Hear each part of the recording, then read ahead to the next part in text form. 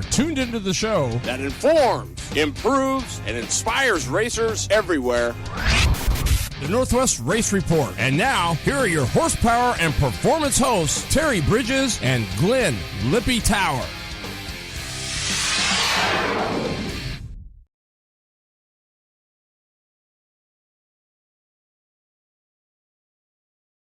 Tonight's Northwest Race Report brought to you in part by Blue Line Graphics, Wicked Fabrication, O'Hagan's Carts and Supplies, South Bay Automotive, Creative Ink and Design, and Scott Seal Coat. Informing, improving, and inspiring racers everywhere. The Northwest Race Report, Wednesday nights, 6:30, exclusively at terrybridges.com. And now, back to your horsepower and performance hosts, Terry Bridges, Glenn Tower, and Jeff Eden.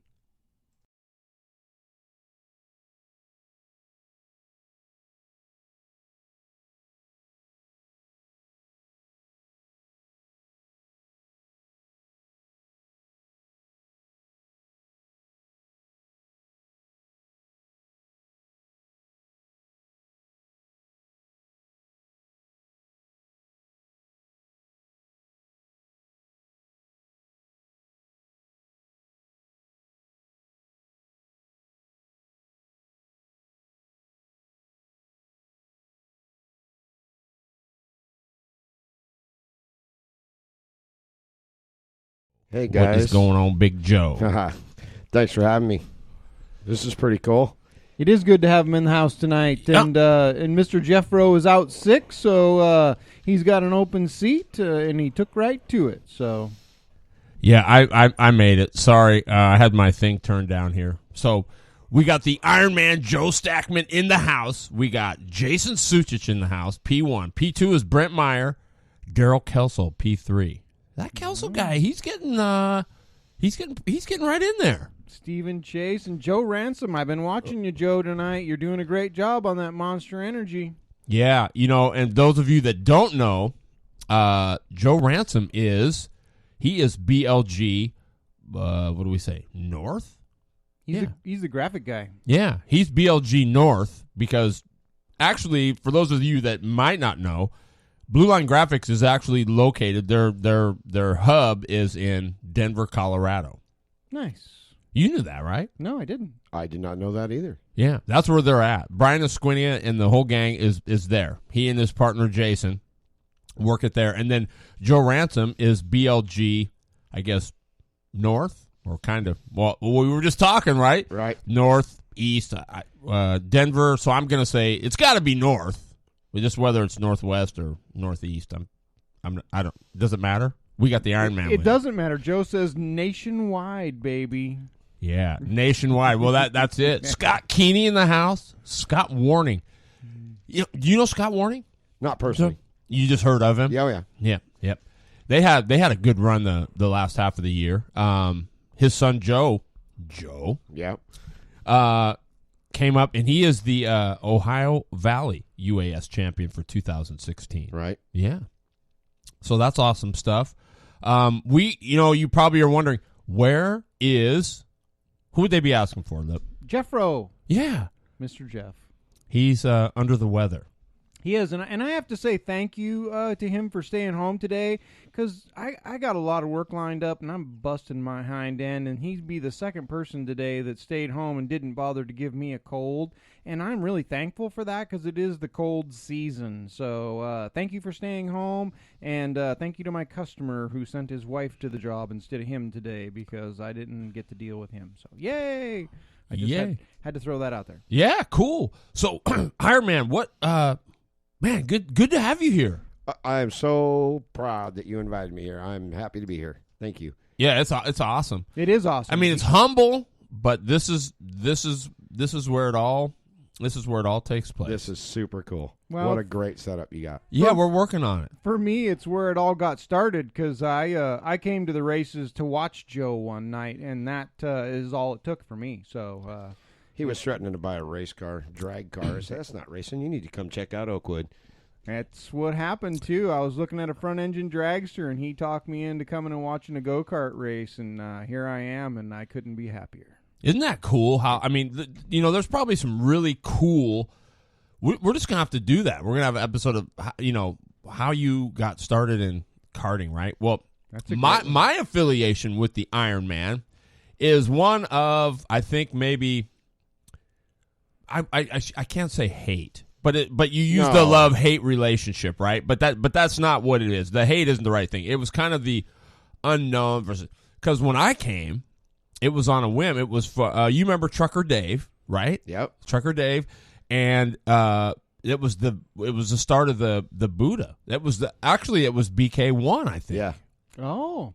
It was the original Buddha. So Trucker Dave and all them said, "Hey, I just get a call to Blue. Hey, you want to announce this thing?" And I'm like, "Sure, yeah, I'll come up and try it." So for $400 in a motel room, CKA got me up here, and I did the first BK. We didn't get out of there till what? It was like, oh, geez. It's like 5-2 or something like that. Something ridiculous. It was such a long night. Yeah. Yeah. Nice. Over 40 some entries in the almost, and I want to say Ronnie always says it was under 50, but I remember there being like 53 or something.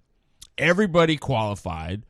Everybody got a heat. It was like 5-2 or whatever when the flag threw when Renee won that inaugural one, and I think, if my memory serves me correctly, Stensgaard was right there. Doug Stensgaard. Yep, yep. Dude brought some iron, did he not? He did, yeah. His stuff was clean as a whistle. He's a shoe. Yeah, he was definitely a shoe. And then the one that you ran into, Ironman probably knows him pretty good.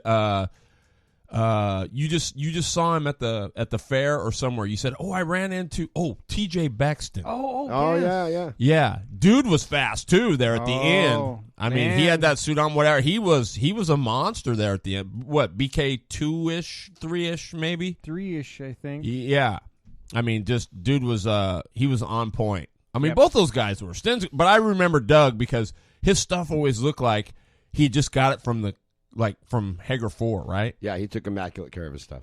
Absolutely immaculate is right. I mean, it was killer. So he did, and he's one of the pioneers. You know, not a lot of people know it, but he tried the ratcheting hubs. He tried the left front brakes before most people were doing any of that stuff. I mean, he's just a smart guy and a great racer. I can't say enough about Stensgaard. Yeah, and Doug's a great guy. He is, isn't he? And so was it BK? Was it 3 where he got? It was up in turn 2. He got turned around, and he smacked turn 2 while Purdy. I mean, it junked him for the weekend. That's when his motor went wild. It not hydraulic, but it just basically wound out. It was stuck. Yeah, there was nothing you could do with that. That was a scary crash. That was one of the most scarier crashes I've seen. Yeah, I mean, because he hit the other way, right, and you're just not used. At least when you're hitting, motor side first, you kind of know it's coming, but when it spins around the other way, I think a guy doesn't realize those motors have some pretty good protection. I mean, it's almost like having. I mean, it isn't, but it's almost like having like maybe a door bar right there. Well, there's something else between you and whatever it obstacle. is. Yeah. So, God, what epic! But I'll never forget. But then TJ Bexton was the other way. I mean, and I don't mean that in a bad sense. His stuff was on. It was right. It just necessarily wasn't the cleanest stuff, but boy, was it fast. Yeah. Oh, yeah. Bexton was good. He understood setup. Well, both those guys hung together, so. Oh, they did. Okay. They fed each other, so. Well, and then you look at Stensgaard and you look at his car, right, and you think, oh, wow. He's one of those cool, he's one of the driver dudes, right? The thing. Bexton was just one of those, before the heat race, he gets up there and he grabs his belt and he hikes his pants up and he says, "All right, boys, here we go," right? He's one of those seat of the pants, just like the Ironman sort of, right? I don't care what it is. If it's got 4 tires and whatever, I'll figure out how to get it around here. Yeah, he was more of a muscle it around guy. Yeah. Definitely. Yeah. Now, Lippy, now we have one of the best in the business here. I mean, from the first time I saw him, it was like, this dude is. And then he was running at the time it was before the UAS, right? I think it was UAS rules and everything, right? But it was still just open. But it was still nasty, right? Yeah. It was still nasty like it is now. But he was running that. He was running the Yamaha, and he was like money, there. And it was like this dude's like an Ironman, right? He's just muscling all that, and then you won those 5 in a row. Remember with that? Yep. Now that's the one that Jonas has, right? That's the same car that you won those 5 straight with. That Legend. Yeah. That was epic time. I mean, you know what I mean? It was just epic times. Definitely good times. It was a. You came in when I was on a hot streak. Yeah, so that was kind of cool. It was cool. It was really cool. I mean, you were and I don't know if you remember this, but I think it was. And we're just winging it tonight, guys. I'm just letting you know. We're just we got the Ironman here. It's transition between outdoor and indoor. Hence our title tonight. After the summer show, but so we're just gonna wing it. We're just gonna talk racing tonight. Does that sound cool? That's awesome. Yeah, it does sound cool. Brian Squinia is on tonight, and he's also talking about the live rap that's going on right now with Joe Ransom on a little sprint car. So if anybody knows either one of those people, it's pretty interesting watching what's going on over there with the live rap going on by BLG and Joe Ransom and Brian Esquinia. So cool deal. So you guys can see how the boys actually do it. Lippy, this is hilarious. Brent Meyer types in, Terry, did Joe bring cookies? That's the other thing about the Iron Man. Mama Stackman, she makes some cookies. Can she bake? It's like I remember the she brought me these chocolate chip, cookies, and they were they're like a piece of hot plastic, right? You bend them and they go, they just kind of melt in your mouth. Oh, his mom has been doing that so long. I can remember in just out of high school going to his house, and everybody showed up at his house for a football game. And there was a big pile of cookies on the counter, and that's the last thing Mom said when she's going out the door was, don't leave me any cookies. And she left us alone in the house to watch ball on the TV. Best time ever. And let me ask you something. She's always been like that. Do you think she even needed to say, don't leave me any cookies? No. No. So, man, it is. It's an honor to have Joe here tonight, and we're just gonna talk about it. So we're probably gonna talk a lot about you, but that's okay because your stuff's interesting. But where I was going before I kind of squirrel, I remember it was at ORV, and they had we were doing it. It was a fundraiser for one of the charities. I can't remember what it was, but it was like a speed, Speed for the Cure or something like that. And that was on Saturday, and then they had a Sunday race. It was a 2-day show there. And I'll never forget the open class because remember the kid, his dad had bad hips. He was a young kid, and he was running 4-cycle, but they allowed him to move up. They were Robinsons. Yes. The kid was really good, I thought. I always thought he was ready. A lot of people said, no, he's not ready, But, after watching everything what Anna went through, it was just, the kid was good. Yeah, he was a good driver. He was a good driver. And he got beat up a lot for stuff I didn't always, yes, he made young mistakes, but he was ready, I thought. Didn't you, Joe? Yeah, he was ready.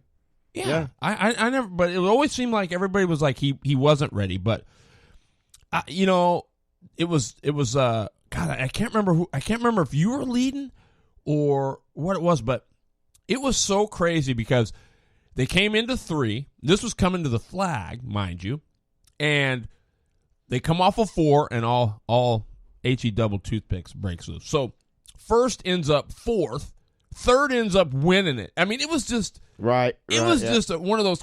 It's like I'm just screaming. I remember going, "Are you kidding me? I mean, this is unbelievable." The leader, he's back to. I mean, it was crazy. But that's what that's a kind of racing. I don't know. For me, it's just like you people say they're race fans, right? Well, if they were truly race fans, we would have packed stands all the time because our racing always seems like we're offering that. Remember, look at Rusty and Ryan Wright. How long did they go side by side for at that last deal? Right. No, racing with CKA and kart speedway racing, most of the times, man, there is some great racing going on. Our LO 206 class, there's a race the whole time. Same thing with the stock animal. Last year with the stock animal, man, you had no idea who was going to come around in the lead every lap. So much fun in that class. Amazing, yeah, great. It is good, and now were you guys always 4-cycle guys, or were you like me? You were like, I've never. I want to embrace the 4 cycles because you wanted to embrace them because it was kind of the future, whatever. But yet on the other hand, it was like, man, there ain't nothing that sounds like a good running open, right? When it leaves the pits, that all loaded up and everything. But I don't know. I went to the 4-cycle Grands in 2010. It was a sprint Grand National, and I thought to myself, you know what?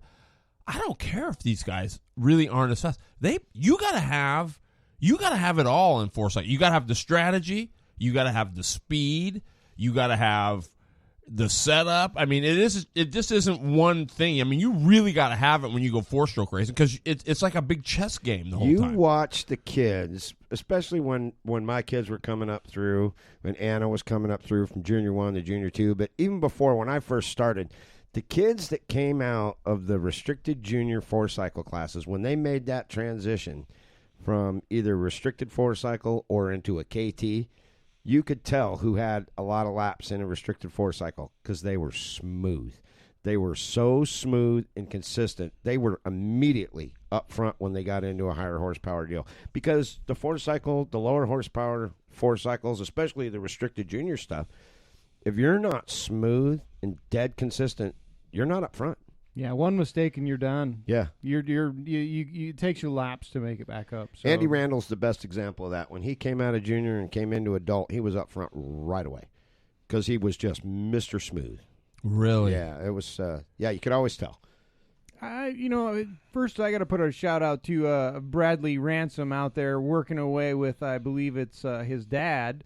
Out there on the whole rap project. Shout out to you, Bradley. But the 4-stroke stuff, it's very forgiving in the aspect of what you have to manage and the drivability of it as a driver and a crew chief. So that makes it very, very good. 2-strokes are very meticulous. They need a lot of rubbing, touching, and tinkering with to keep them going and keep them running well. So in that aspect, there are a lot of work. They are my favorite, but the 4-strokes, I don't know. Growing up, I like to work on my stuff, so I can't work on the 2-stroke stuff. It's a different element and a lot more than I have time to deal with. The 4-stroke stuff, I can take it apart and tinker and put it all back together and then see my fruits of my labor, and I enjoy that portion of it, and that's why I spend some time with it. But by far, so far, the 2-stroke stuff has definitely been the faster of my stuff. Having said that, my little 4-stroke small block animal is coming around nicely. I'm very happy with that little project of mine. So it's a double-edged sword, but also it's very rewarding. Yeah. Well, we're going to be back in just a second, talk with more about Joe and where he's going and what's happening with him. So hang tight. Hey racers, Glenn Tower here from the Northwest Race Report. With the invention of the internet, our local go-kart shops have really taken a huge blow. One of the great go-kart shops out there is O'Hagan's Carts and Supplies. They offer a great selection of carts, parts, and service. We all want to win, and O'Hagan's wants to help. O'Hagan's Carts and Supplies, Lebanon, Oregon.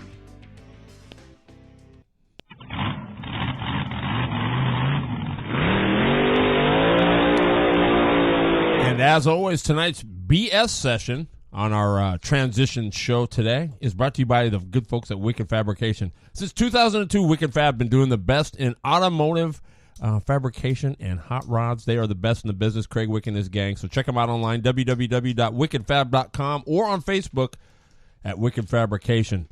So we're here with Joe Stackman, those of you just tuning in. It's kind of a transition show. I was kind of up in the air. Big shout out to the Hitman. Ronnie Cox says, the 3 sucks. You guys have, what I think is cool is I I actually laugh out loud. For example, I love the sense of humor that I think everybody has. It's a prodding one, but it's a loving one. So, for example, Ronnie, and he says that Felch did it first. So, right, so they had a 7 on there, and Felch makes it into a 9, and it was on a 30-yard dumpster. And he takes a picture of it and he puts "just saying," right? So then I look at this thing. Now I never saw that one. The only one I see is the one that was a 13, and Ronnie takes the gray tape and makes a 43 out of it, and it's on this dumpster. And I see this thing, and I mean, I literally laugh out loud because it's awesome. The joke plan that goes on, and the practical jokes and all that stuff. It's hilarious. It's gone back since the day I met Ronnie that we knew we were friends right away. Yeah, that practical joking stuff and just ribbing each other, it goes all the way back to, like I said, when we first met. I know it doesn't matter whether you're at a burger joint, right? I know my day's going to, or it's going to be good, and there's the thing of a 24 on there, or, oh, no wonder why my order's so slow. Here it is, and the order number's 44. I mean, it's crazy cool. I just think it's awesome. I've got to share with you guys one of the funniest practical jokes that we ever got over on Ronster. My wife. Now, for you that don't know Ronster, that's the Rocket, Ronnie Cox. Yeah. Okay, here we go. So my wife used to make us breakfast burritos before every race, and then she'd make sandwiches for everybody, and she started bringing sandwiches for Ron. Well, for 2 years straight, she'd make him peanut butter and jelly sandwiches. So one day, she decides to hollow out the center of the peanut butter and jelly sandwich and puts in a drop of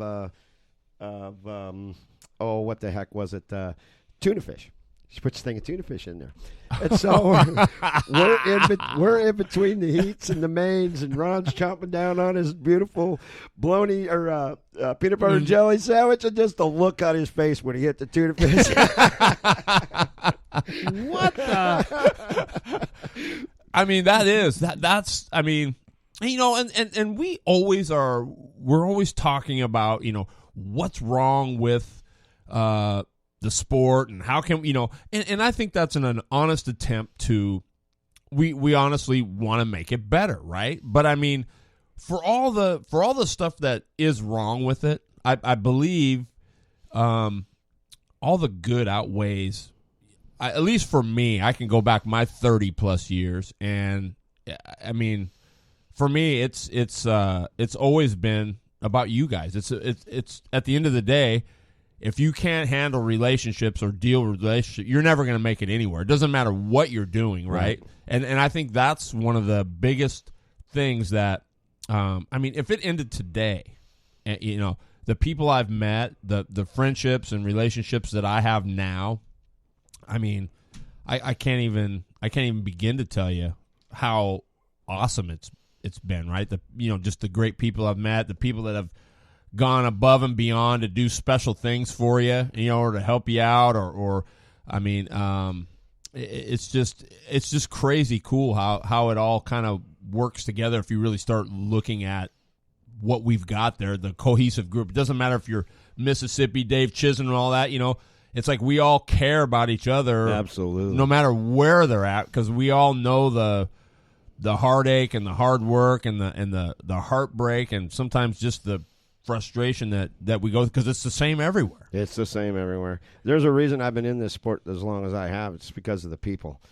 I love the group of friends I've made. They're lifelong friends. They're my brothers, man. It's amazing. It is amazing. It is definitely a family, and I was really glad and very happy when Stansberry went back east. I haven't traveled back east. My boss and I, Scott McDowell, who's on here tonight, we went back to Missouri and watched one of the nationals back there, and it was that in 12? I think, yes, it was. And that was a good time, but you could see the obvious divide in the pits and, kind of the ways people set up their pit areas and stuff like that, and not a lot of camaraderie, but, it was my first trip back there. I've heard a lot about other stuff that goes on back there, and it just doesn't seem like it is out here on the West Coast, because everybody in the pits is your best friend. Don't count on it when the helmet goes on, but in the pits, they'll give you any and everything. And it goes beyond the pits, If somebody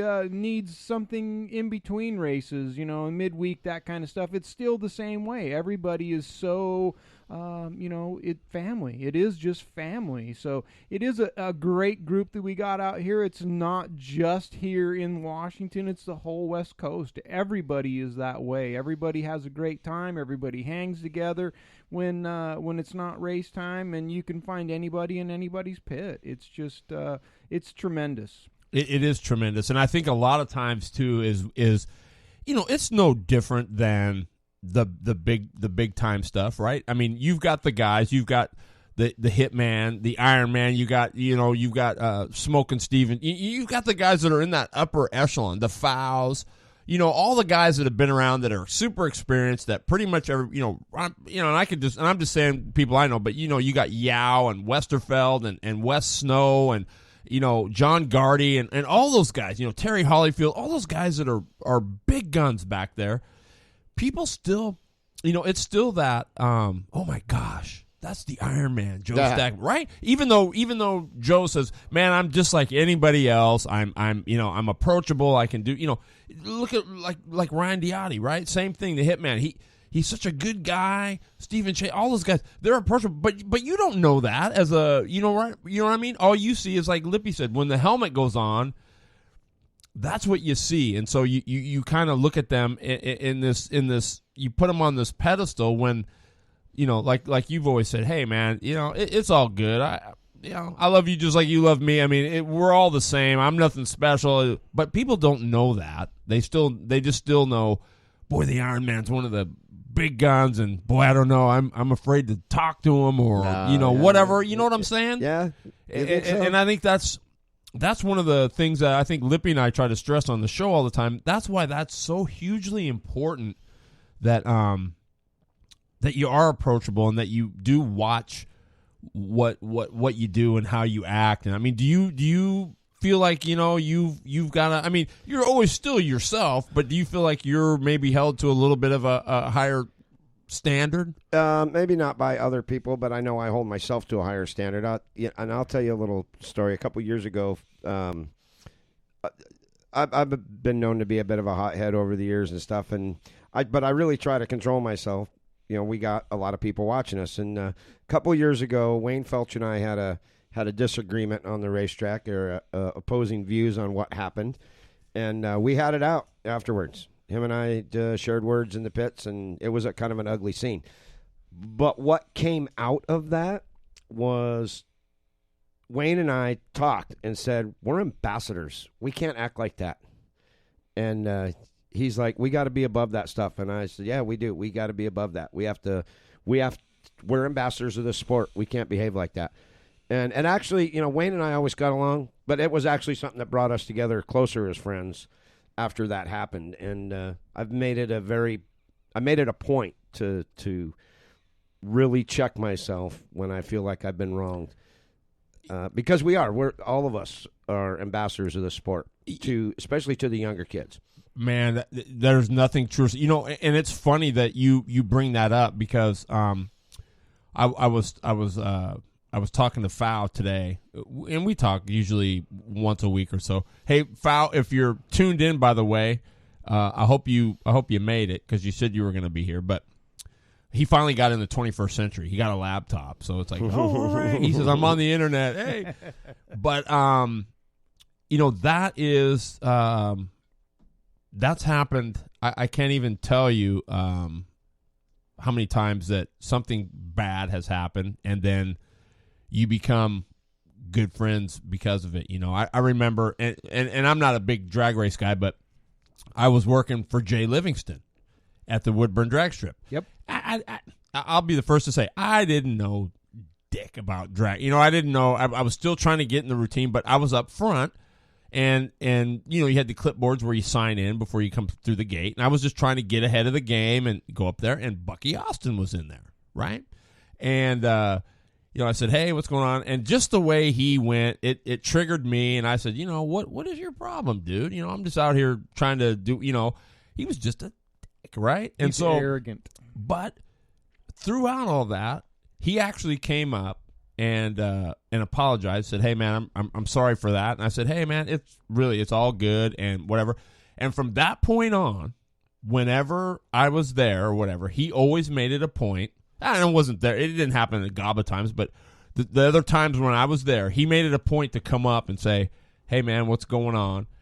And when you're kind of a nobody in a big deal like that, Bucky Austin coming up and saying, "Hey, boy, that's like a shot in the arm," right? You're like, man, I'm all right. I'm in with the drag guys now. Everybody now I can think I'm cool, right? Because Bucky Austin thinks I'm okay. That's way bigger than you know. I worked around that guy for 4 years, and I bet he doesn't even know my name to this day. So that's big for you. Well, he may not have known my name, but he always made it a point. Well, the black guy, hey, yeah, I know that, but still, I mean, that's the kind of stuff that if you can put that aside, yeah, it doesn't matter, Wayne, because Joe still thinks you stuffed him, but that's all right. I'm just kidding. Yeah, but it might be the other way around. But yeah.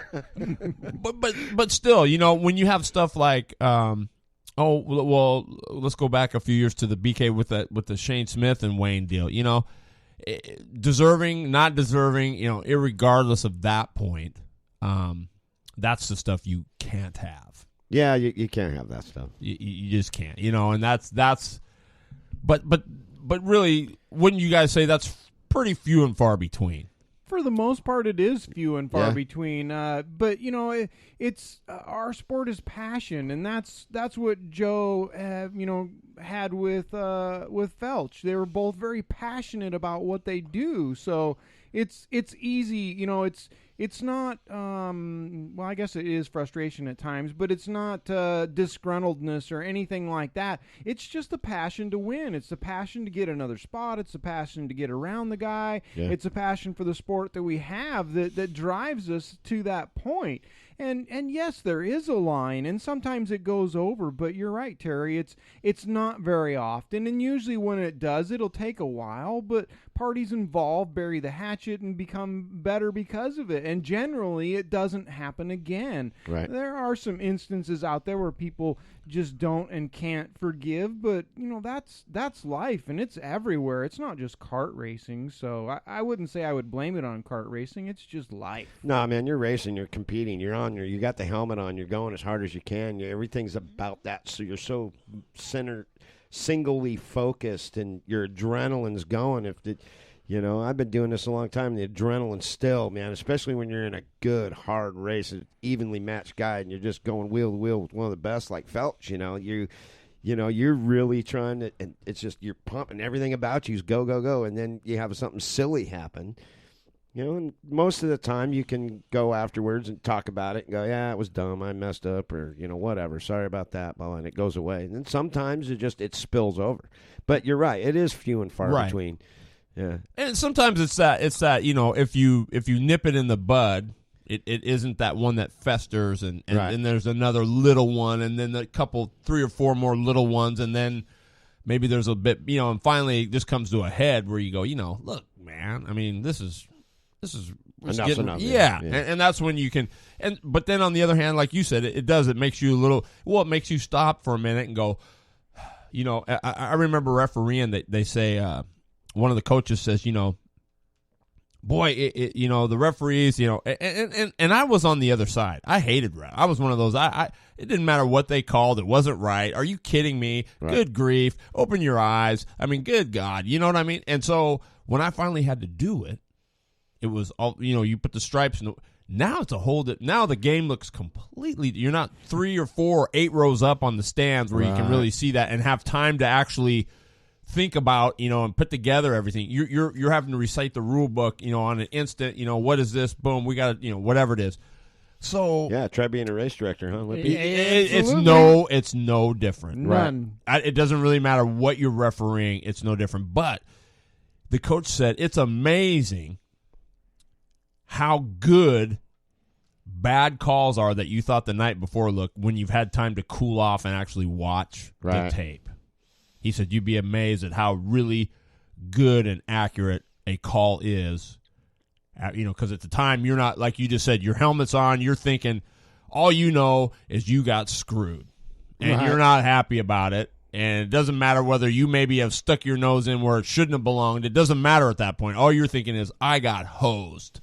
And, boy, if you really go and look back, you can say, well, I'd have done that too. Yeah, I mean, really, that's it.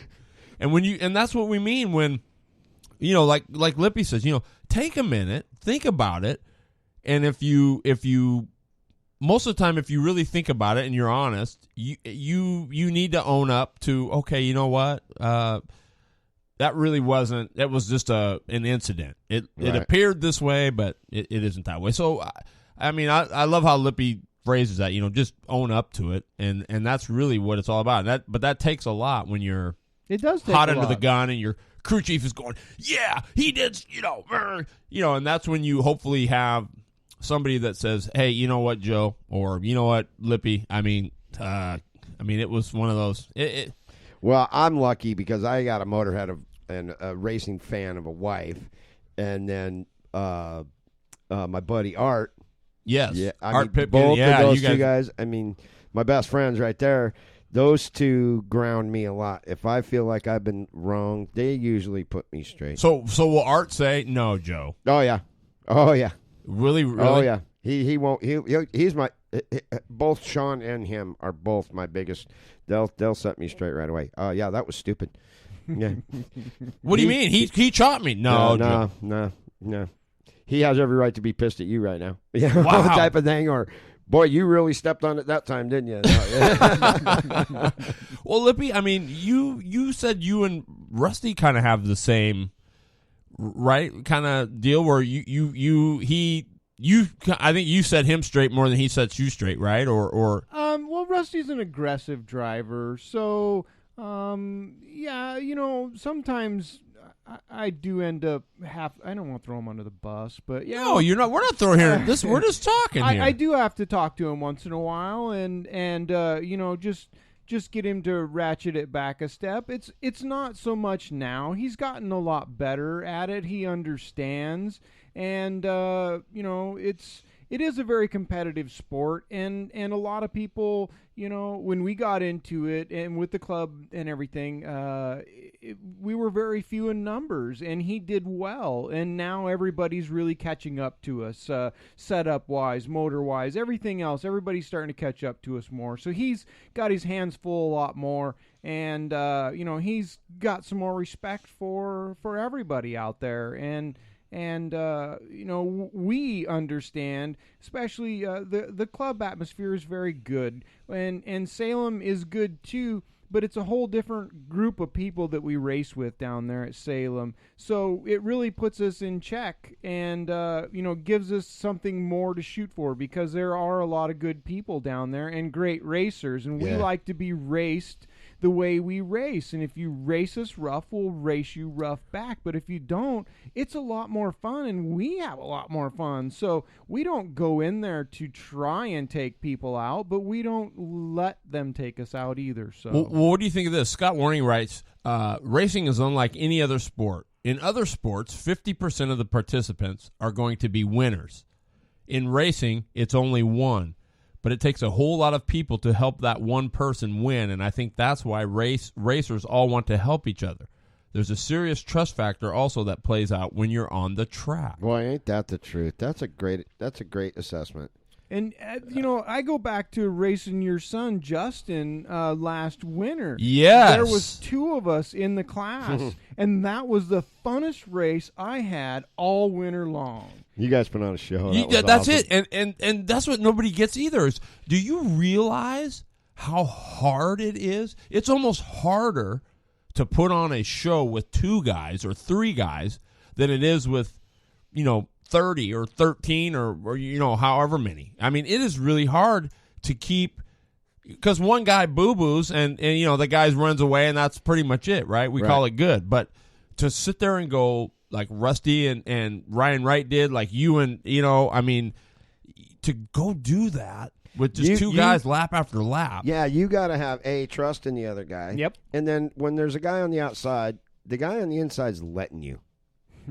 And so that's a respect deal.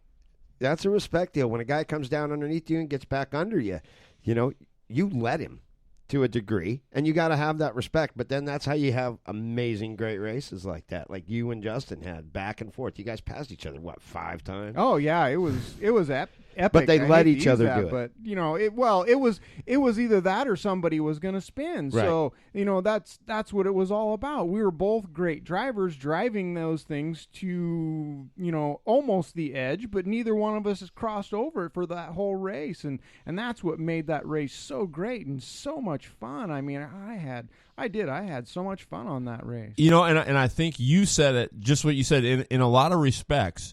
You let him in there. Well, there's a book called, and I think everybody should read it. I haven't read it, but I've just heard inserts and different things from it. But I hear it's awesome. Probably one that everybody should read. But it's called The Art of Racing in the Rain. That is one of my all-time favorite books. I read it every year. And doesn't the guy say in there, I think there's a part in there that says, when you crash or you're involved in an accident, you can't necessarily blame the other guy, because actually you're partly at fault because you put yourself in that position to be taken out. Mm-hmm. I mean, and when you think about that, you go, that almost doesn't make sense, but yet on the other hand, it makes perfect sense. The other thing he says in there is that he didn't know his competition. You got to know your competition, and you have to think about what they might do.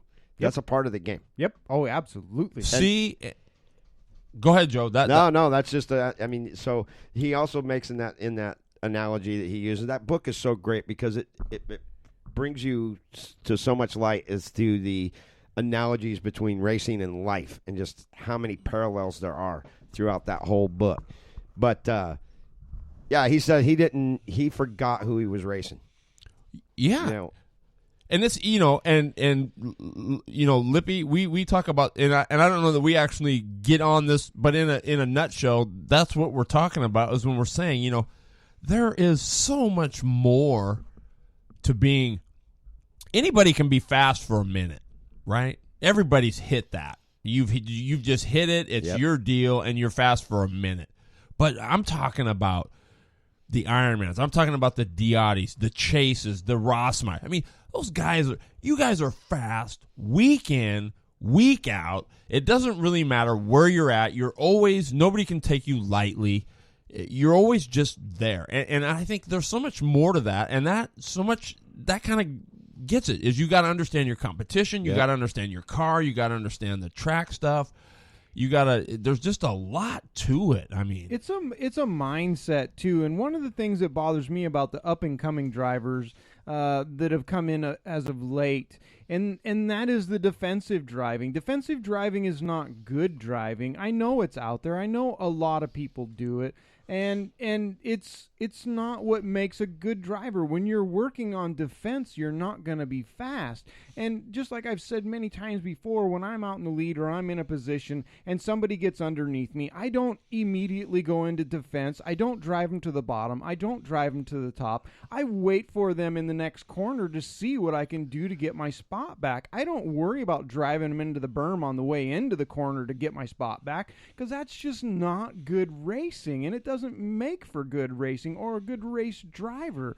So, it's the art of knowing what you're going to do. So he's on the inside of me. We're coming into the next corner. I'm going to drive it in just a little bit harder, dynamite the brakes, hope to drop underneath him so that I can catch him on the way out of the next one. It's way better to pass somebody like that than to drive him into the berm and spin him out or just hang him up. That's just not what racing is about. But that's what is happening with our racing nowadays. And it's very discouraging to me that people do that and continually do that. And it's not good racing, and it doesn't promote our sport. So it's way better to try and think at it the other way. Like I said, drive them in harder. You're on the outside. You still got the lead on them, but they're underneath you. So they're going to do whatever they can do to stay there. So it's your job to fake them out or whatever else you can do. Hope that your cart sticks on the high line, which a lot of times it will, but people don't have the faith to let it even try. So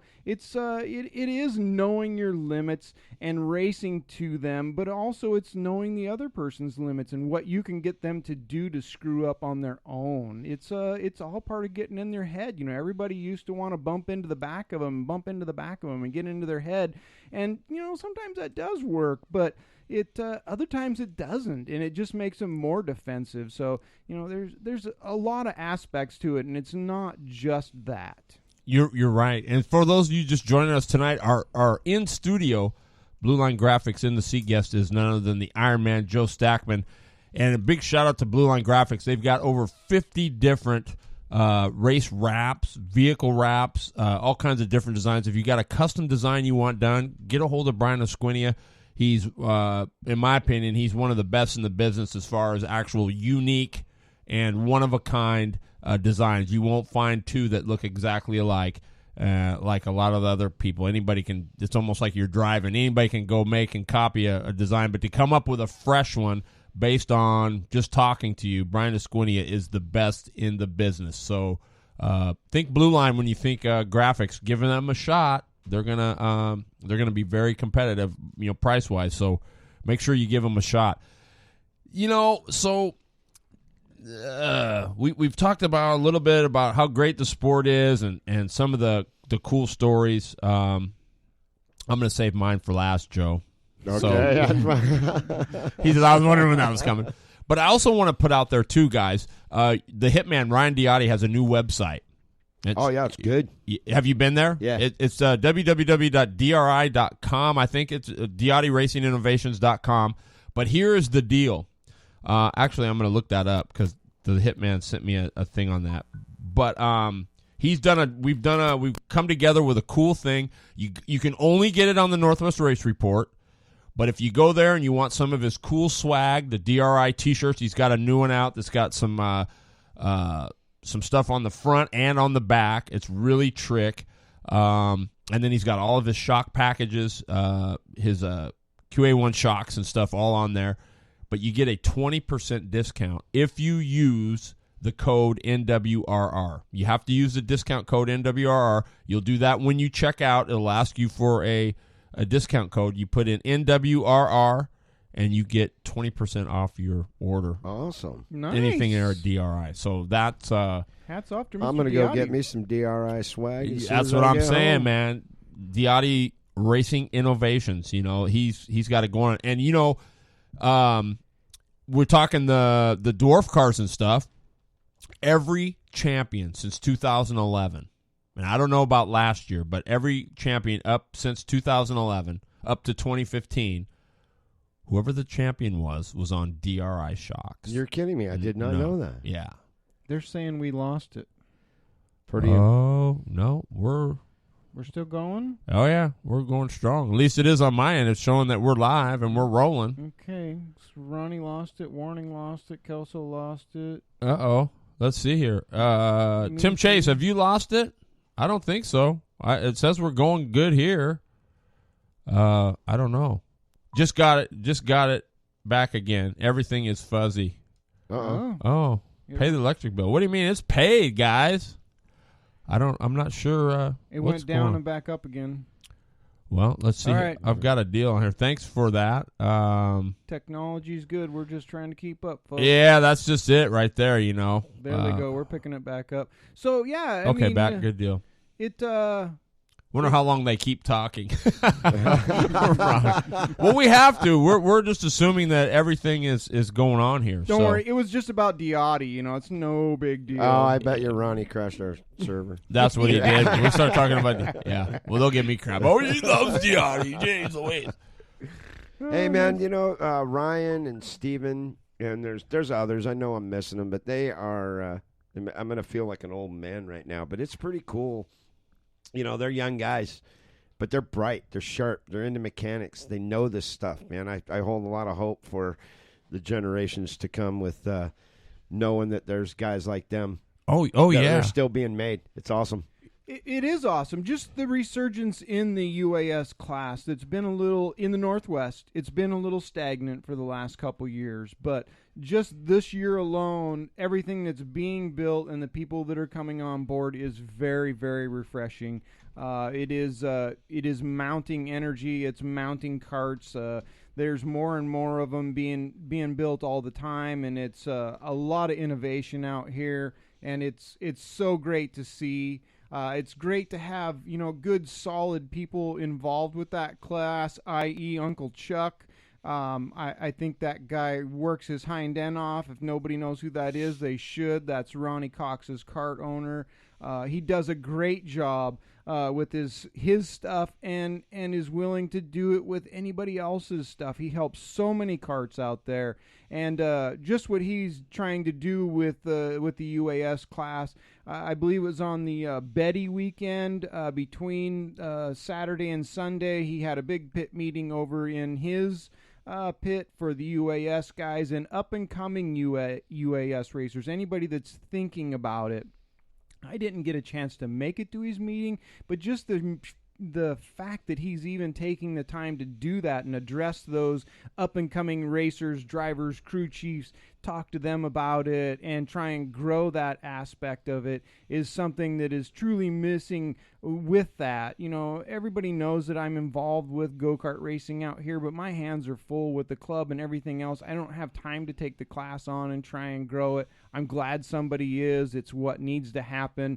It is the premier of our kart racing out here. It is the upper echelon, the pros of our racing family, and they show it most of the time, and they set a great example for us. So it's a great thing. I also have to say that the nationals that happen.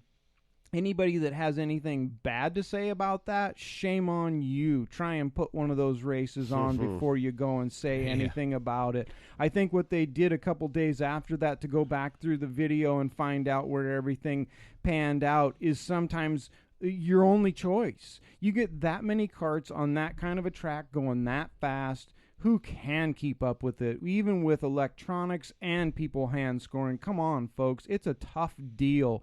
And I'm glad that they went back and did that. I think it's nice for everybody that was involved to actually know where they were and know how it all panned out, because I'm going to guess that most of them on the track could only tell you who was behind or who was in front of them, right, and not who was behind them or anywhere else. So that was a great deal. Hats off to Snow and everybody else that had a part in that and made it all happen. I would not want to do it, but you guys did it, and I'm very thankful for it. And there again, I think that boils back to almost like what the Ironman said earlier. You put your helmet on, you're so excited, the adrenaline's pumping. All you're thinking about is me, right? And right. So, yeah, I mean, for them to go back and want to get it right, I mean, they could have just as easily thrown their hands up, I guess, and said, hey, it is what it is, and if you don't like it, then, tough beats. But no, they tried to go, and sometimes, like you said, that's what you have to do to really own up and do like Lippy says. You right. Own up and you man up and you say, you know what? Yes, this can't happen, but it did. We want to make it right. We want everybody to get their due diligence and the spot they deserve. So we're going to go back, whatever it takes, and I agree, Lippy. I think we're quick to judge. I'd be some of the comments. I'd be ticked off if we had to qualify. Well, absolutely, but just be thankful that they requalified everybody. Right. And didn't let the one dudes keep their time and then go and and everybody else. The guy gets 25 laps and his tires are all good now and he's half, at least everybody had to go do it. It was the same for everybody, just like the heats. Well, they had weather coming too. Yeah, they did. So there was a lot, there's a lot more at play than what we saw on the internet. Absolutely it is. It's the same with Wes's win. They said he was way out front, and he was, right? I mean, if you watch the tape, there's no doubt he was bloody fast. Yep. But, if you look at the tape, but who's to say Eric wasn't fast? right? And I mean, he obviously he clearly was he right. was, yeah. But what I'm saying is, you say, well, he had a half a track on him. You know, it was like the article I put up on there after that was, you know, the whole object of the game is, it doesn't say how fast you have to do it. It doesn't say, you know, how. All it says is you have to complete 20 laps before the guy in front of you in order to get that position, in order to win. It doesn't say how fast or how pretty or how, you know, whatever. So Wes Snow leads 19 out of 20. Yes, he's fast. Yes, one could maybe argue that it was all over, but you know what? That is the beauty of our sport. And I think, Joe, we were just talking about it on Saturday when we had our rain out, was that, you know, Joe says, I'm leading the BK. I'm thinking, I got this one. And then Lawton comes out of nowhere, you know, and you know, by all initial purposes, Lawton's done, right? You spin twice in the BK. Yeah. You're done. I mean, you spin once in the BK, and you're pretty much, for all initial purposes, you're done. And here he comes battling back, and you said I look over and I'm like, where did he come from? Where did that happen? But, well, you know, you Passanetti, too. Because he ran out of gas. He ran out of gas on the last lap. I passed him. I'm like, I just won it. Nope. No, I didn't. You know what I mean? So as sure as you were going to win it, it just that quick. That quick. Yeah, that's what I mean. Cables break on the last lap. I've had, you know, and then I've won him on the last lap from the same thing. And you know, going in, you're saying there is no way I had anything for him, but you know, I'm thinking back to your BK or your BB2 win. Yeah. I will honestly say that if going into that race, if you were to poll 80% of the people, and it's not because they didn't like you or they didn't think you had a chance, but if you would have said, who is going to win this deal, it would not have been Joe Stackman. No, we had house money on another cart going in. I mean, and that's nothing bad against you, Ironman. I'm just saying that's how. But yet, then you go out there and you said you made the couple changes, and you go, oh baby, we got something. Yeah, it was, you know, it's kind of funny. We loaded up for that race, going, yeah, we're bringing a 116cc two-stroke to this big 450 extravaganza. Honda Yeah, Fest. We don't stand a chance, you know. And so I will take these tires, kind of wait out what you're going to put in the trailer and show up. So, well, we'll go make them honest anyway and go have fun. And Art made a couple calls, and I don't know, was it first heat race? We come out for practice. Car's okay, makes changes. First heat race. Like, oh, we're pretty good. We're pretty good today. And then, you know, we just kept working on it, and obviously it worked out the way it worked out. Yeah, you kept going the right direction. I know, it's a lovely feeling when you get that. Oh yeah, we're going the right direction. Yeah. Now we just can't add too much and go the other way, right? Yeah. Like the boop here. I'll bet even if you would ask Chase at the start of the day if he was gonna route like that, he probably would have said no way. But I mean, he was. He served notice, didn't he? Boy, did he ever! Yeah, but that's a testament to Tim Chase too. You know, I went down there. I rode down there with Ronnie and those guys when they went down to the deal. Yeah.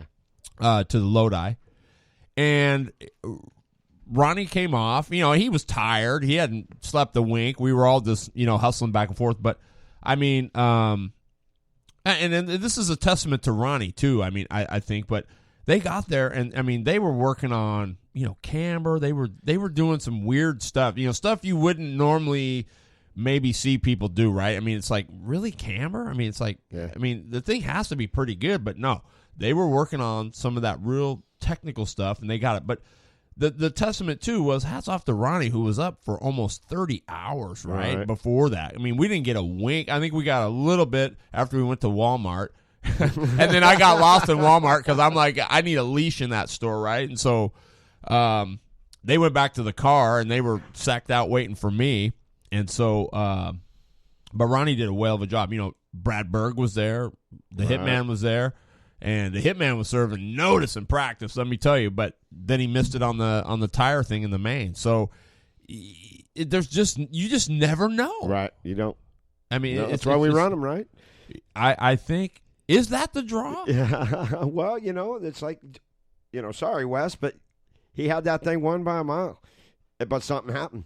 That's why we run these whole races. And I've been in the same position. I had throttle cable break and last lap at Salem. Yeah. Well, it's why you never give up. No. And look at Lawton. He's a perfect example of what happens when you never give up, because you just never know the attrition, everything else. That's right. Because I remember it was so. I remember if you go back and listen to the show, because it was that was probably one of the best shows I think I've ever called, at least for me as a thing. I listening back to them all, but I'm thinking, and I remember going, oh my goodness, I said, in the last, I think it was the last red, I'm like, you know what? I said, Stackman's poised to win this deal. And then I start thinking, and I go, but Passanante's leading it. I mean, you don't think about it at the time. You're like, these guys, this is potentially their deal. And bam. I mean, it's dumbfounding. That's one of our big goals every race, especially on the bigger races like the BK, is our goal is to run clean, try to just make it through the first half, especially, you got to get through the heat races. You got to have solid finishes in the heat races, get to the feature. Then once you get to that main, then it's keep your nose clean, let the thing sort out, and get a feel for what's happening, and then just try to be smooth and steady and just work your way towards the front, run what you got, and let things happen. Don't try to force issues, because issues are going to let other people force issues, because next thing you know, you're sitting in second place with 2 laps to go chasing Chris Passanetti. There you go. That's 100%. A perfect example of that, Joe, was, and Lippy, I think, did you make the cage cut? You made it you were there helping out. The cage cut last year, yeah. But Johnny Burke is a great kid, and he's a heck of a wheel. Well, he was up at the Cage Cup this last year, and he's fast, right? Mm-hmm. I mean, he theoretically he could win this. I mean, Wheeler was there, who you can't ever count anything with him there, but he was there. But I remember watching him, and he's in the heat. All he's got to do is finish top 4, and he moves on. He's in 4th. And so now here he is playing games with this guy that's a lap down, trying to force it in, when all he's got to do is finish 4th, right? And so I remember him coming off, and I'm like, what are you doing? Right. Why are you fighting these battles that mean nothing?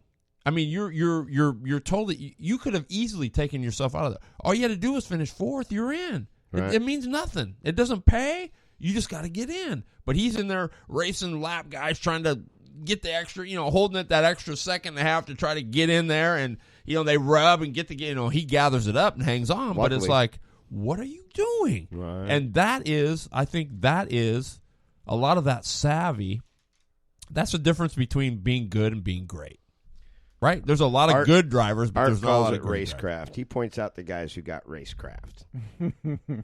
That guy's got racecraft. Ryan Dowdy. That guy's got racecraft. Stephen Chase. Ronnie Cox, those guys have racecraft. There's something. Eric Stansberry. There's, Renee Angel. Those things are. You watch them do things in heat races, and you watch them do things in the main event, and you go, yep. There's a reason why they run up front. There's a reason. Yeah. There is. I don't know, Lip. I mean, do you think beginners watch enough of that, or are they just enthralled with, oh my God, I'm watching the Ironman, or I'm watching Brian Diaz? I mean, are they really focusing on the stuff they need to be focusing on? Probably not. They're watching the race and getting drawn in by the race rather than what, like the setup. Just, setting somebody up to make a good pass, finding out where they're weak, finding out where they're strong, that kind of stuff. They don't see most of that because they just see a good race going on and don't really understand what's happening. I think Renee, I believe, after the Grand Nationals had a great point she made, and that is that the fast guys don't always necessarily win. Sure, on paper they should, but it just doesn't always pan out that way. There's something called longevity and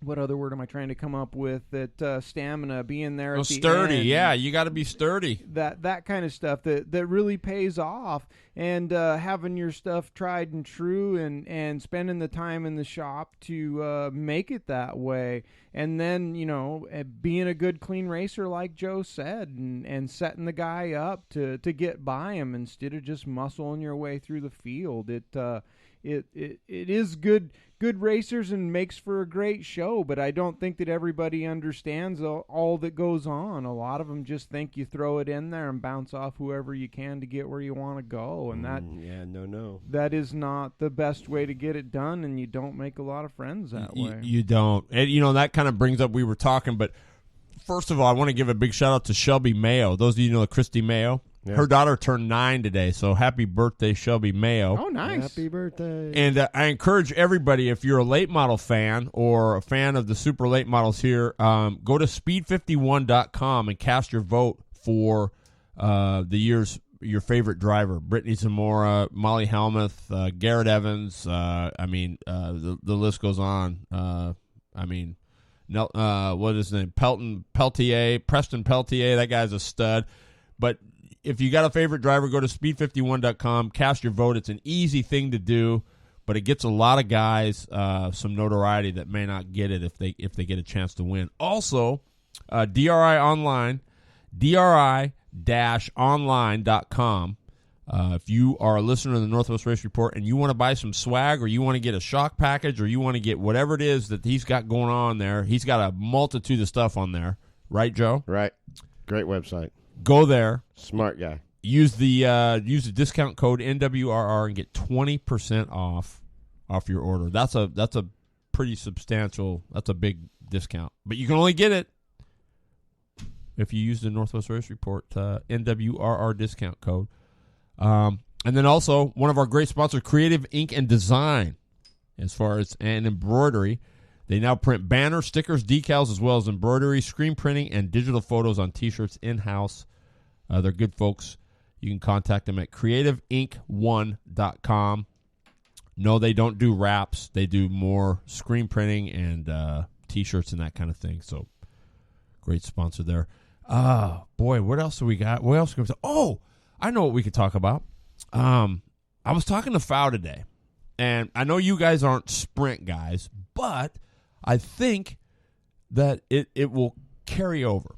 So Phil says, we were talking, he says, the sprint guys are at the end of their, he says, you've got Tony Kart, you've got Cali Kart, you've got, you've got CRG, you've got all these different sprint karts. He says, they're all at their wits' end, because if you take any one of them, it's all just driver that's going to make a splitting hairs difference between who's on a Tony and who's on a CRG. They're all so close. He says, so it's almost getting to the time where somebody's going to have to come up with a new design that's going to be to where it's substantial, a quarter, a half a second. Where if you're not on this thing, you're in trouble, right? And he seems to think that. He says, like how you've got the neck, how it gets wide and then it gets narrow right there at the waist, and then it gets wrist, yeah. And so he says, thinking about it, he said, I had a lot of success as a younger guy with slot cars, and he says, so I'm thinking, and they keep going wider and wider and wider. Why is that? So that they can be more stable entering in the corner and keep everything down. So he says, I'm thinking the frames are going to need to start going the other way. Instead of being narrower, they're going to need to be wider. So, because he said, you had the straight rail carts at the beginning, everything was straight. Then they came with the sidewinders with all the whoop-de-doos and stuff. But he says, I'm thinking, if you look at a slot car, that's the way they're going to have to go. And I'm thinking about this, and I'm thinking, here, this guy, everybody thinks this guy is done. He's at the end of his career. He's had a great history in karting. Some people loved him. Other people didn't care for him. But the fact that you can't take away is the man was always fast in whatever he sat in. Still is. Still is at almost 70 years of age, right? So to hear him, I'm listening to this, and I'm like, here's a guy that he's yeah, he might be done driving and whatever, but he's still thinking about what needs to take place. And I'm not so sure he's that far off. I mean, I don't know. I don't know what it's going to take. You know, he says, I've got to, you know, he says, I wish I had the resource or whatever. He says, I've got a layout in my mind that I think would just be killer. But, I mean, it brings up the topic. I mean, I don't actually know enough about the chassis to really say, okay, yeah, you're super onto something. You guys probably know a lot more than I do about that. But is he on the right track? It's funny. Art and I were talking about this very thing over the last. Well, we talk about it from time to time. Something different's going to come out. It has to, doesn't it? Look what I'm going to come back to Wayne Felch and his Crossbones chassis. Okay, the first iteration of that wasn't all that fast, in my estimation. Anyway. No, it wasn't. It was just another cart on the track in that group of cars. But then that latest Crossbones that he came out with, completely unique way of approaching the front end. I hadn't seen any car ever be like that in the waist than that car either. Longer, wider. But he's not making a mass-produced chassis. No, he's not. No, he's got a custom chassis going on there. But what happens if somebody in one of these PRCs or one of these companies comes along and says, I'm going to do something along that lines? Or what if? Right. I think that there, you know, as far as karting goes, it's been around for a long time, and everything's been tried, but we're so much further along now with so many more people that are Advanced. Thank you. Mm-hmm. You know, Olson Chassis is a great one. He came up with the X chassis long before Felch did. Oh yeah, it did pretty well, but it didn't do great, and he abandoned it and since passed away. But, you know, if somebody probably comes along and picks that back up and tries to mess with it a little bit more, it's probably going to become really competitive in today's market, given our motors and everything else as far as we've come. Before, we couldn't overpower the chassis. Now we can and do all the time. So, you know, there's a lot left there on the table, and it's not necessarily going to be new and innovative. It's just going to be somebody picking up some of that older stuff and trying to move it around to make it more useful and make it, you know, competitive nowadays. So, well, one of the things that Phil was saying, Lippy, on that line was, when you say move it around, was he was saying that if you look at a slot car, a lot of what you do is you can move the weight out. You can move it out towards the sides. It's not always stuck in the middle like we think of polar moment, like on a race car, right? Everything rotates around the center, so you get everything.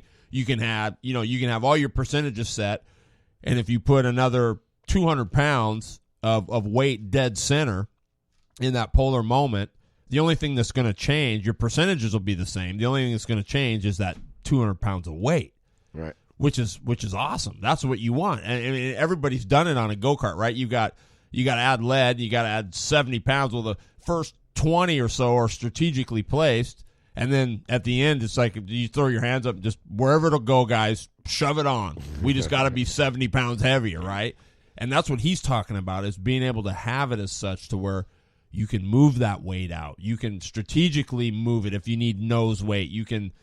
He says that's where he thinks it's probably going to be able, going. And the next evolution in sprint chassis is going to be something along that lines. That's what he's thinking. Right. That's almost what it has to be, is the way they're, because now it's what, and I never knew this for the longest time, but it's all that in sprint racing. It's all you get in the corner and it's the pickup of the left rear, the right rear, but it's all not only is it it's the timing of it, how long it stays up. Not the fact that it just comes up, but the fact that it comes up and it stays up a certain amount of time. Whoever can get that just to the gnat's butt is the one that's super fast. And that's why they've got all these coaches and driver teams now, because they've got 10 or 15 or 20 guys under a tent, all with a different setup. So really, they're just reading data. It's just an easier way to read data is all it is. I mean, I don't think it's any real secret. It's just you've got 10 guys trying something rather than just one guy having to try 10 different things. Right. So I think, for me, that's the part I love about racing, always have. I mean, I didn't have a lot of money, And so it was more or less. Right, that's our story too. Yeah, it's like you guys. You know, I was always one of those.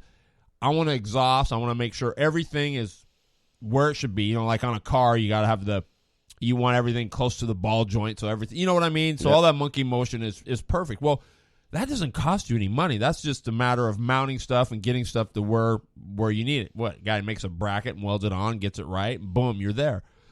But it's coming up with all that cool stuff and moving the weight and coming up with that little extra fine, that little, you know, you've all said when you said, oh, yeah, we found something, right? And usually it lasts for, I think Renee said it best. She said, there's no secrets. It's just whoever hits on the next big thing first and finds it, because it's not a secret for very long. No, it's not. Right, and then somebody else says, "Oh, I see what they're doing," and then so it's just a matter of trying to hit the next secret first. I think I don't know. Maybe I'm wrong, but no, I think you're right. I mean, you can say we were talking about this too. Art and I were talking a long time about this. Here we are. We've been playing catch up in the UAS ever since we decided that we wanted to be a part of what was happening in the UAS, because we love everything about it. But we've been playing chase it and trying to play catch up the entire time. And why is that? I don't know. We've just been behind. When we built the 143 Vortex, when that whole idea started and we started machining for it, you know, the motorcycle motor wasn't really a deal. And then bam. So here we are. We're $1,000 into a Vortex and getting crank stroked and me cutting out the block and everything. And now it's 454 strokes and Jawas and 250 dirt bike engines. Like, dang it. Right. Dang it. Okay, well, we're committed to this deal. We're going to finish it. Anyway, so we just been playing catch-up the whole time. Well, we were talking about we got to quit playing catch-up. We got to come up with something. It's something different, something that nobody else is doing yet. Right, that and niche. So, yeah, we got to find that thing. You know, so we're racking our brains doing it, and I think everybody probably is. I think, you know, obviously Wes Snow's hit on something. Oh, very much so. Yeah. Is that all body? I think if you believe that, I've got some property I want to sell you in oceanfront property in Minnesota. That, you know what I mean? I mean, it's one of those kind of deals. I think it's a lot more. I mean, it is a big deal, but I think there's a lot more that. Well, there you go. That's a perfect example. Who else has a nose that looks like that? Stephen Chase. And look what he did. But is that nose? I don't know. No, man. I've been studying that thing. That thing works. That nose design works. Now, is that not basically taking what Wayne Felch kind of started, and because you notice I asked, because you know, behind the seat and the wedge bodies, there's always that. We used to always cover it, right? Mm-hmm. There used to be that. Almost like a deck lid, so to speak. Sure. And then we put the spoiler on that, right? Mm-hmm. So then all of a sudden I'm looking at this thing and I'm thinking, there's no more deck lids. What is going on? There's just a wing across there. It took me the longest time to really kind of notice it, and I'm thinking, what the hell? So, excuse me, I asked, I can't remember if it was Diotti or somebody, but they were saying that Wayne was in the wind tunnel. Yep. And said that is just extra drag and it's worthless. That is the center panel? That you know, like the piece you would put behind your so you just have the side panels and a wing back there. And, you know, well, I say take it and run with it for sure. But that just tells you where Wayne Felch is. A lot of people think he's maybe an a-hole and not a nice guy, but you know what I think it is he thinks on such a different level. Well, he always has. I mean, it's like he's so much more intelligent that, you know, he's going, geez, I got a hard time communicating with some of these guys because, you know what I mean? I don't know. I think we have a lot of intelligent people in that class. I wouldn't say he's above everybody else, but it's his resources that he has available to him that makes him that way. And I may be speaking out of place here, but he has spent more time in the wind tunnel than anybody else. And he and I don't mean any diss on Snow at all. I like the guy very much, but he says the way that nose is it's unloading the whole back half of the cart. It is literally deflecting everything up and over the whole back half of that cart in the wind tunnel. It's not that it's a bad nose; it just needs a little bit more help. But it is good for force from Wes's tires. nose? Wes's nose from tires forward. It's very good at downloading the front end to give you that weight. But from tires back, it's unloading the rear wing. It has too much up swoop at the end, and that is unloading the whole back half of your car with that in the wind tunnel. So it is a good design. I'm not saying that Wes's is a bad thing. I'm just saying that it has been in the tunnel, and Felch knows what needs to be changed to make it work better, and that's an asset that Felch has that nobody else does. And that's crazy you say that, because I know nothing about the karting and all that stuff. All I know is from the times that I did late model stuff on the dirt, we were back in the day when guys were running garage doors. It'd be 17 feet from the ground to the top of the sideboard, right? And it'd be all the way down the side of the car, and it'd only be the left side. Yep. So these guys were playing with some big, wide open stuff where you could pedal down and never lift on the big cars. But weird stuff. You look at and the same went true. If you look at a wedge car, it's like a doorstop, right? It's got the wedge nose and everything. Well, that's there because you want to plant that front end. Well, in karting, my understanding is if you stick the front, the back is going to be right, and it's the other way around. If the back sticks, the nose plows. Yep. So it's you got to have that balance. It is a balance, but I looked at that nose and I said the same thing. I said, if you're going to accomplish that, why not just do like a wedge nose and put it all on there? But I think maybe what he was trying to do was take. We don't want to plant the nose too much, because then the back end becomes just a pendulum. Then basically, So well, when you combine his front wing design and the design that he's got on his front wing, and then you combine the front shape of that nose. Yep. They work together. Together they do work. Boy, perfectly. And Diotti said the same thing. He said, boy, I mean, you wouldn't think so, but I mean, so together, well, his nose is basically like a modified full car nose. It's just shrunk down and a spoiler put on it, and it's good. I'm not saying anything bad about Wes. No, and I don't think Wes is going to take it as such. I think the whole point of this thing is to, it's like we said. One of the things on this show that we try to do is a lot of the stuff you're going to hear, you've heard a million times. But if it's right and it makes it different, we're gonna keep beating it into your head until you get it like this one. There's 20 laps. You're not gonna win it in turn one. I've never seen a race won, a 20-lap race won in turn one. I've seen a lot of them lost, but not the same goes true here. I think it's just if we can get the minds, the gears churning in there. That's really what it's about. Well, that's what's so exciting for me. And Wes is another one. He's a young guy too, right? Yep. He's young by our standards, right? Yeah, right.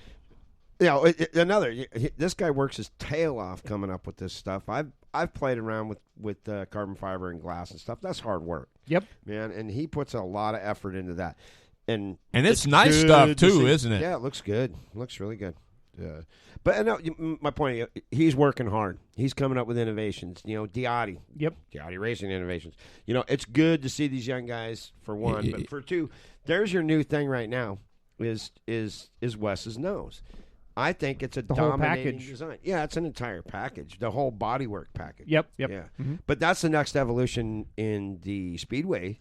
You're talking about the chassis foul. Right. Foul. Well, right now, it's aero in the and it's crazy because I thought we were, well, I shouldn't say crazy, but I want to touch on this because I want both of your guys' opinions on this because I think it's important. I was talking to Foul today about it, and we were talking about how to, we're always talking about how to grow the class, and we're talking about less expense and whatever. And one of the things that I've always heard Phil say from the get-go, and he's been in this game, he come next December, it will be 60 years he's been in the business. So his dad started it in 58. He got in it. They made. He said he can remember when they bought Voight basketball molds and they were making retreads for the slicks and stuff. He used to do it with his dad and everything. Kidding. Yeah, they made the AAA muffler for the McCulloughs, the little thing.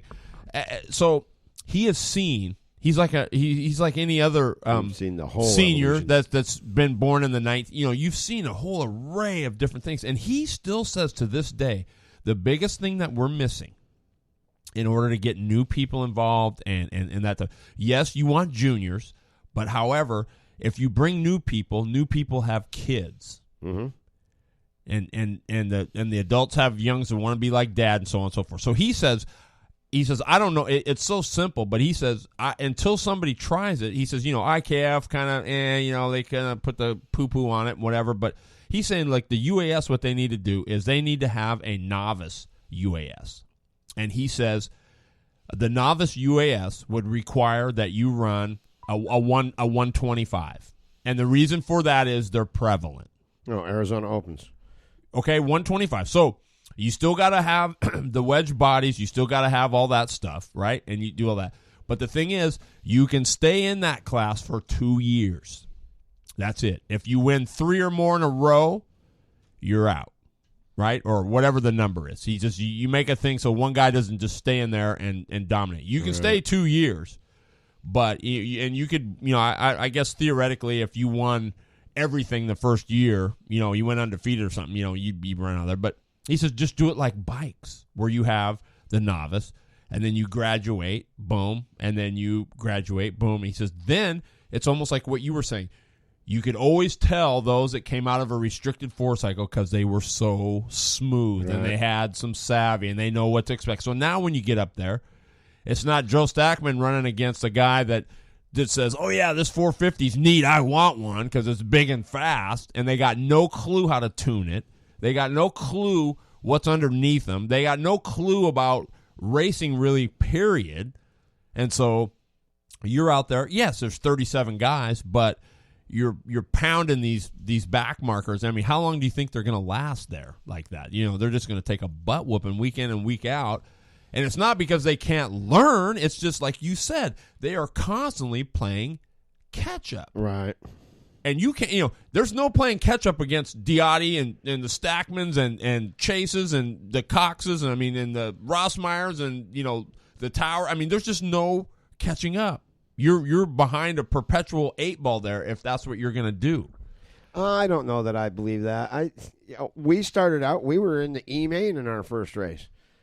We had to play catch up, right? But you're not. But if it was, I guess that's true. But I'm just saying, when you were first beginning, wouldn't it have been nice to where you could go run against maybe people of your own stature and be the kind of the that? I think that's what Phil's saying more than anything. It gives a guy. Think we have that in karting in general. Maybe not for the open class. I especially don't think so in the open class because no.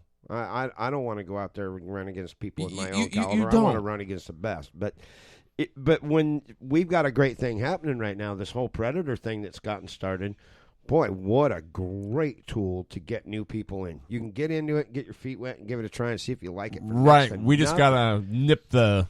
Well, there's a few things in that class that I'm working on some stuff for next year. Maybe, and I don't want to take away from what Joe had to say, but maybe a newbie and a 3B. If you're a newbie and you've never raced before, you're in this class. If you're a 3B, you've got 3 years in karting and you need to be in that class. I see. I agree with that. And go at it that way, because I can tell you right now, I've got 10 new drivers in that class that are discouraged as heck.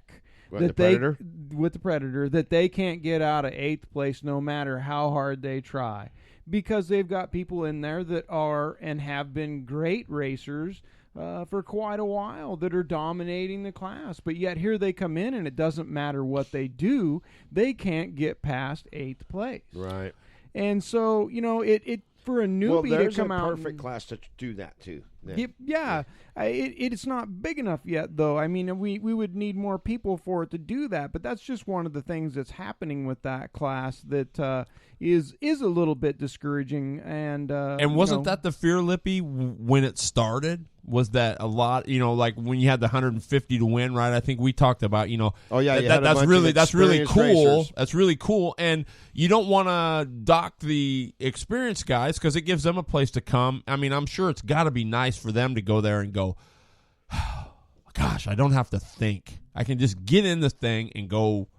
I can go have some fun. Well, But then you start adding money, and then, like you said, it just breeds more. You're cheating. No, I'm not. It's set up, and we all know it is. I'll do the same thing to you next time. Like DeMars, he did that. Everybody was so sure he was cheating, and he wasn't. Bought his motor. He went and got another one. And did the same thing. So, I mean... well, how long's DeMars been in the seat?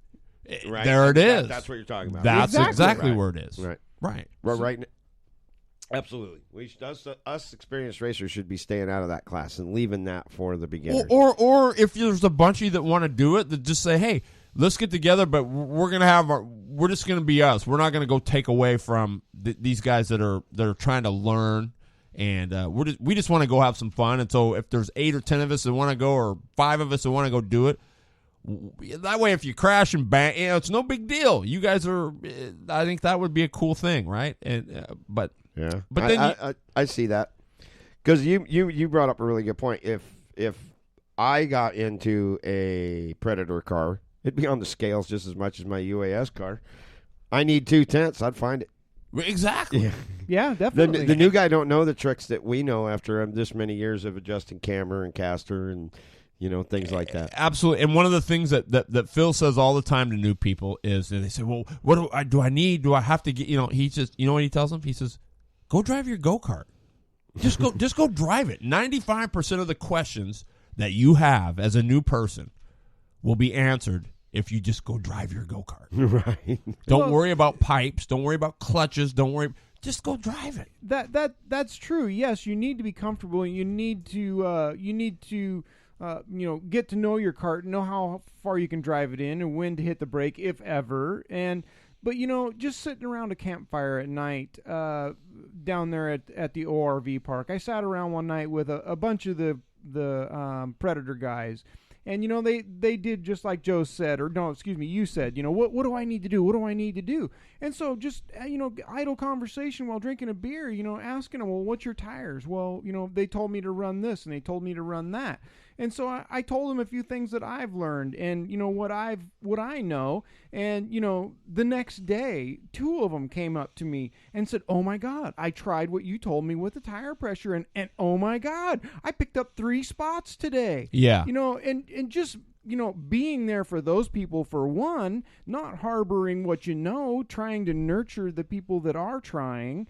It was a huge deal. It was like turning on a water faucet for these guys. So now they're always over, and I don't mind that at all. But they're always over asking, well, I've done this, and what do you think about that? And that's the great part about it, is just trying to be stepping out of your own box. It's so easy for us all to stay in our own pit, head down, working on what we need to work on to make our program better, and we forget about the other people because it takes a long time to learn that stuff. And this is a story I told a long time ago. Was some friends of mine tried to go sprint racing, and they were lacking, and they asked some of the older people, and what their response was, I've spent a lot of time and money to know what I know, you need to too. And I don't, that's not part of the program. That's not the way it works around me or my people. We try and nurture everybody. Yeah. If you have a question, we try and lead you in that direction. If you don't, we still try and tell you. I don't know how many times when a guy's come off the track, I've asked him, what's your camber, or what's your tire pressure, what's your stagger, and a lot of times I get the answer, I don't know. So then you try and educate them, and you give them that little bit extra, and they figure that portion of it out, and they start to move forward. They start to progress. They start to have more fun. If you just leave them alone, they're going to be discouraged and go away, and that's not what we want for our sport. It isn't. And who can't beat up on a newbie? Yeah. Right? It doesn't make you any more of a racer. I mean, it makes you more of a joke, actually, in my book. You want to beat guys at their best. Can you believe this? That 90 minutes is bam, like that. It's gone already. It's gone already. Wow. Tell me how quick it was. So I don't want to keep everybody over. I know we're about 4 minutes over, but God, Libby, what did you think tonight? I thought it was kind of good, just winging it. I think it was great. We did a good job. It's nice to not have a curriculum to follow all the way through and have a bunch of stuff that we need to get in and don't get in. I do have to say that Salem Indoors coming up. Jason's been getting a lot of crap this week. Just lay off, guys. Summer's over. Let's take a little break. Winter's coming. The rules are already set. Let's just go have fun. It's nothing new. It's nothing changed. You all ran the same weights this summer in our series. They didn't change anything up. They just added a few more things for the heavy people. I think it's a great deal. Let it lie and let's have some fun, folks. I cannot wait to get that Salem Indoor going. October 29th is when it kicks off. And let me just say, a little over a month. Jason's going to make it happen. Salem Indoor is not going to come down to whether or not Jason Suchich is not going to be the difference of whether or not you win races or not. All right? Let's just make that clear right now. He has no bearing on whether or not you win races. That's all on you guys. So don't look in the mirror before you look at Jason Suchich, okay? I mean, they're the same for everybody. He's working hard. He is working hard. Someplace to give us someplace to race this winter. It is. If you all don't know, I can tell you right now, Albany is not going to happen next year, folks. So let's just cherish what we got down there right now in Salem and support it like gangbusters. You know, absolutely, 100%. Big shout out to our special guest, our Blue Line Graphics in the Seat guest tonight, Mr. Joe Ironman Stackman. Dude, it's been epic. Will you come back? Oh, I'd love to come back. This is great. Yeah. Yeah, I love it. Lippy, good. It's just fun. It is fun BSing about race. I know we kind of got carried away. I hope everybody, got with us and stayed with us. But spread the word. This is the show. We're not going anywhere, folks. We're just going to be bigger and better and badder for you guys. So we hope you enjoy it. Drop us a line, Northwest Race Report on Facebook, or you can hit up Lippy on Facebook or myself, or even Joe. If you talk to Joe and you want to pass on over, he'll get it to us. So I'll get it to him. Yeah, make sure you do it. So, God, Iron Man, thanks for being here, dude. Oh, thanks for inviting me. This is awesome. It was awesome. Good day. Yep. And for all you guys out there, thanks for tuning in. We appreciate the support. Dan Watkins, man, I got to get your kid on. We got to do that. I'm going to get with Lippy tonight. We're going to set a date for sure. And the Burris numbers, I'm sending those in this week. So Dan Watkins, you'll get your $100 gift certificate, and all the other winners will get their T-shirts coming at you very soon. Yeah, Brian was asking me from BLG what he got for being P2. Yeah, a T-shirt. You got to win to get the dough, Squinia. And here's the deal: DRI-online.com. Go there, use the discount code Northwest Race Report, get 20% off your swag, shocks, whatever DRI has to offer. That's a pretty hefty discount. So you only get it here on the Northwest Race Report. Lippy, when somebody's on the bottom in life and on the racetrack, what do you got to do? Oh, take the high road and the high side. Is that what you do, Iron Man? Do it. Go to the high side. Right on. Thanks a lot for tuning in, everybody. We'll see you next week. We love you. Thank you.